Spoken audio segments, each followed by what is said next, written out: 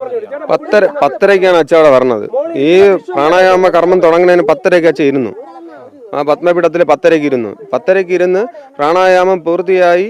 അതായത് ഈ ഓരോ ജീവകലകൾ ഉണർത്തണം. ഹിന്ദു ആചാരപ്രകാരം, ഹിന്ദു ധർമ്മപ്രകാരം ഓരോരുത്തർക്കും അവരൊരു സമാധിയാകുവാൻ വേണ്ടിയിട്ട് നാട്ടുകാരുടെ സർട്ടിഫിക്കറ്റിന്റെ ആവശ്യമില്ല. മനസ്സിലാക്കണം. ഒരാൾ സമാധിയാവണമെങ്കിൽ നാട്ടുകാർക്ക് എന്തിനാ സർട്ടിഫിക്കറ്റ്? നാട്ടുകാരുടെ സർട്ടിഫിക്കറ്റ് വാങ്ങിച്ചുകൊണ്ട് എൻ്റെ അച്ഛന് കയറി ഇരിക്കാൻ പറ്റുമോ? സമാധി എന്ന് പറയുന്നത് ഏകാഗ്രതയാണ് ആവശ്യം.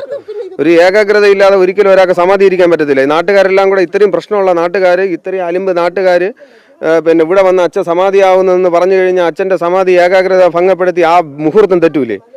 ഇത് മനസ്സിലാക്കി എൻ്റെ അച്ഛൻ എന്ത് ചെയ്ത് ഒരിക്കലും അങ്ങനെ സമാധി സമയം എൻ്റെ സമാധി ഒരിക്കലും ഭംഗപ്പെടുത്താൻ പാടില്ല എന്നുള്ള ഒറ്റ ഉദ്ദേശത്തിൽ തന്നെയാണ് അച്ഛൻ പറഞ്ഞത്. ആ സമാധി വേളയിൽ ഒരാളും കാണാൻ പാടില്ല, തൊടാൻ പാടില്ല.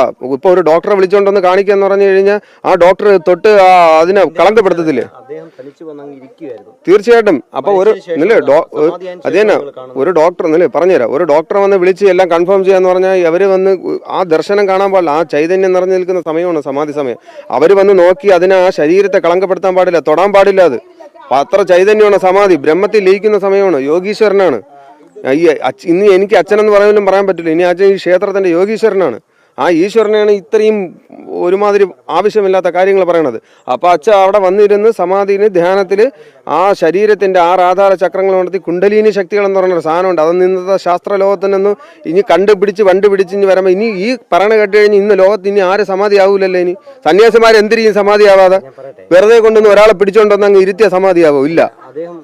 ആ സമാധിയായി കുണ്ടലിനി ശക്തികൾ ഉണർത്തി അച്ഛൻ 6 ആധാര ചക്രങ്ങൾ ഉണർത്തി ഓരോ ജീവകലകളും ഉണർത്തി പ്രാണായാമം ചെയ്ത് കുംഭകം ചെയ്ത് അത് തന്നെ ചെയ്ത് സമാധിയിൽ എന്ന് പറയുന്നത് ഒരാൾ മരിക്കുകയല്ല, തന്റെ ജീവകലയായ അമൃതകലയിൽ ആ ജീവനെ ഒളിപ്പിക്കുകയാണ്. ഞാൻ കണ്ടോണ്ടിരിക്കുകയാണ് സമാധി. എന്റെ തലയിൽ കൈവച്ച് അനുഗ്രഹിച്ച സമാധിയെ ഞാൻ കണ്ടോണ്ടിരിക്കുകയാണ്. എന്റെ തലയിൽ കൈവച്ച് അനുഗ്രഹിച്ചതിന് ശേഷമാണ് അച്ഛൻ ഈ ചടങ്ങുകളെല്ലാം ചെയ്യണം. അച്ഛനാണ് ചടങ്ങ് ചെയ്യണത്, ഞാനല്ല. ആദ്യം അച്ഛനാണ് ഈ പ്രാണായാമ കലകൾ അച്ഛനാണ് ഉണർത്തേണ്ടത്, ഞാനല്ല ഉണർത്തേണ്ടത്. എനിക്ക് അതായത് വീണ്ടും ജീവൻ പോയി ജീവൻ അതാണ് പറഞ്ഞത്. സമാധി എന്ന് പറയുന്ന ജീവൻ പോകലല്ല, അതിൽ ഈ ബ്രഹ്മത്തിൽ ലയിപ്പിക്കുകയാണ് ചെയ്യുന്ന അമൃതകലയിൽ. അതായത് അച്ഛൻ എല്ലാം പറഞ്ഞിരുന്നു 11:30 ആകുമ്പോഴത്തേക്കും എൻ്റെ കറക്റ്റ് സമാധിയാവും.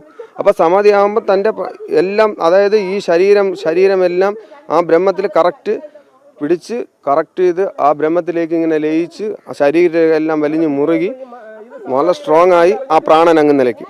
പ്രാണൻ എന്ന് പറഞ്ഞാൽ ഈ ജീവകലയിൽ അങ്ങ് ചൈതന്യമായി സ്പിരിച്ച് തേജസ്സോടുകൂടി സ്പിരിച്ച് നിൽക്കും. എല്ലാം പറഞ്ഞിട്ടുണ്ട്. സമാധിയുടെ ലക്ഷണങ്ങൾ അങ്ങനെയാണ്. അപ്പം നമുക്കറിയാൻ പറ്റും സമാധി കറക്റ്റ് സമാധിയായി. പക്ഷെ ഈ ചടങ്ങുകൾ ഓരോ കർമ്മങ്ങളും പൂജകളും എല്ലാം ചെയ്ത്